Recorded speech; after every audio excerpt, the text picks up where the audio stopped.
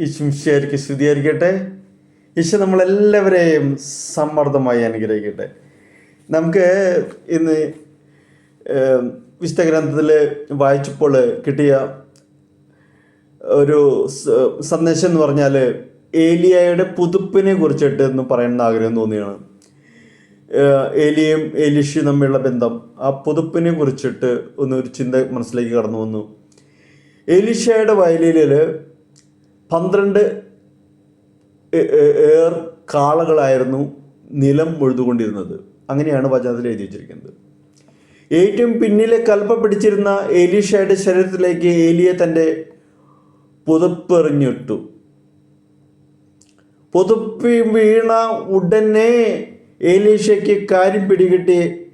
അദ്ദേഹം തൻ്റെ വയലിനെയും കാളകളെയും ഉപേക്ഷിച്ച് ഏലിയായുടെ ശുശ്രൂഷകനായി തീർന്നു.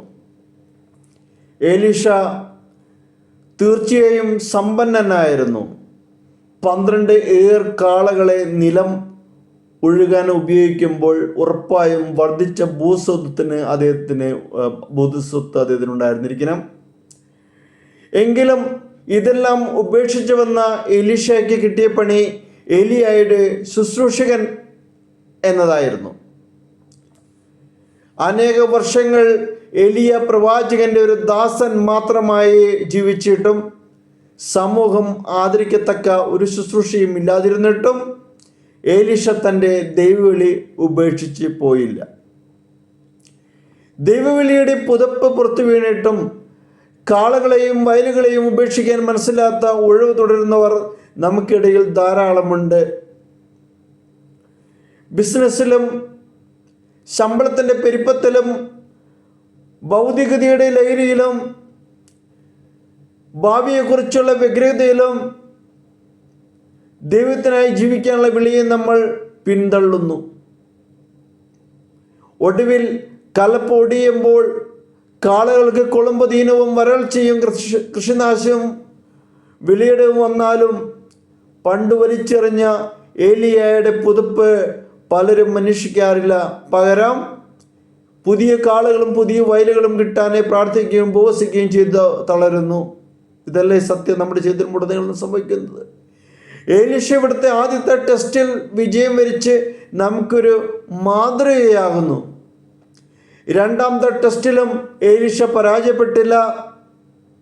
പ്രവാചകനാകാനാണ് വിളി കിട്ടിയതെങ്കിലും പ്രവാചകന്റെ ശുശ്രൂഷകൻ മാത്രമായി അനേക വർഷങ്ങൾ ഏലീഷ ജീവിക്കേണ്ടി വന്നു. ഒരു ത്രില്ലും ഇല്ലാത്ത ജീവിതം. നമ്മുടെ ഭാഷയിൽ പറഞ്ഞ യാതൊരു ത്രില്ലും ഇല്ല, വെറും ദാസ്യപ്പണി മാത്രമാണത്. എങ്കിലും സ്വയം ഏലിയാകാൻ ശ്രമിച്ച് പ്രവചിക്കാനൊന്നും ഏലീഷ പോയില്ല. തിരിച്ച് കാളപ്പൂട്ടാൻ പോകാനും അദ്ദേഹം തുനിഞ്ഞില്ല. ക്ഷമയോടെ ഗുരുവിനെ പിന്തുടർന്നു. വിളി കേട്ട് ആവശ്യത്തോടെ ഇറങ്ങിയ പലർക്കും സ്വപ്നത്തിനനുസരിച്ചുള്ള ജീവിതം കണ്ടെത്താൻ കഴിയാതെ പോയപ്പോൾ തിരികെ പോകാൻ പ്രലോഭനം ഉണ്ടായിക്കൊണ്ടിരിക്കുന്നുണ്ട്. അക്ഷമരായ ചിലരെങ്കിലും സ്വയം ഗുരുവായി പ്രഖ്യാപിച്ച് സമയമാകുന്നതിന് മുമ്പേ സ്റ്റേജ് കയറിയിട്ടുമുണ്ടായിരിക്കാം. എന്നാൽ ഏലീഷ വിശ്വസ്തയോടെ ക്ഷമയോടെ ഏലിയായെ പിന്തുടർന്നു. ഗില്ലാലിലും ബഥേലിലും ജെറൂക്കിയിലും ജോർദാനിലും ഏലിയായുടെ നിഴലായി ഏലീഷ ഉണ്ടായിരുന്നു.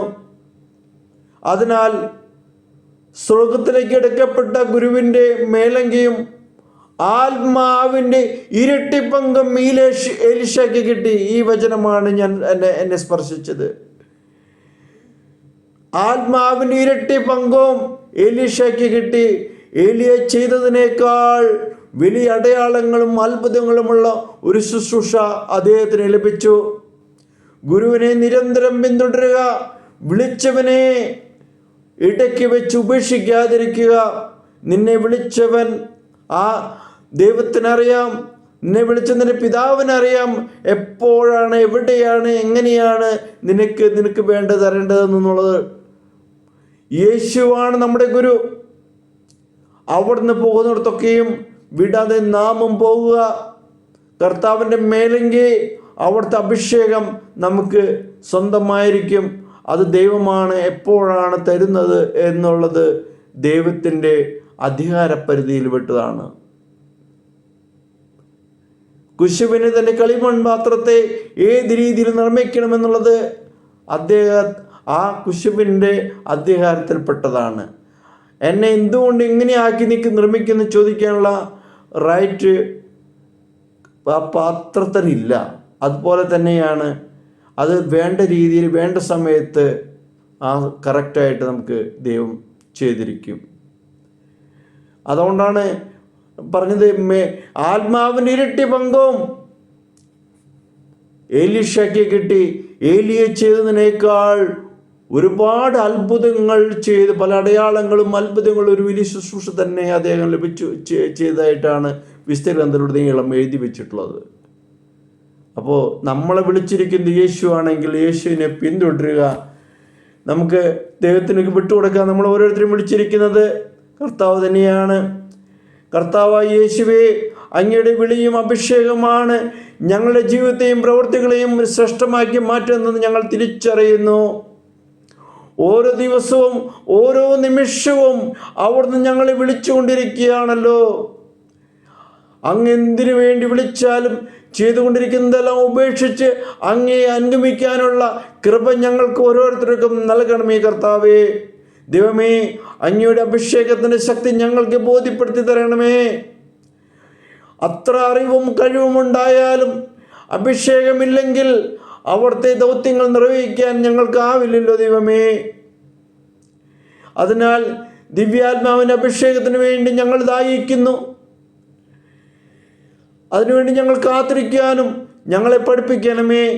ഞങ്ങൾക്ക് നേരത്തെ ലഭിച്ചിരിക്കുന്ന അഭിഷേകം നഷ്ടപ്പെടുത്തി കളയാതെ ജാഗ്രതയോടെ ജീവിക്കാനും അങ്ങ് ഞങ്ങളെ സഹായിക്കണമേ. ഞങ്ങളെ ഓരോരുത്തരെയും അനുഗ്രഹിക്കണമേ.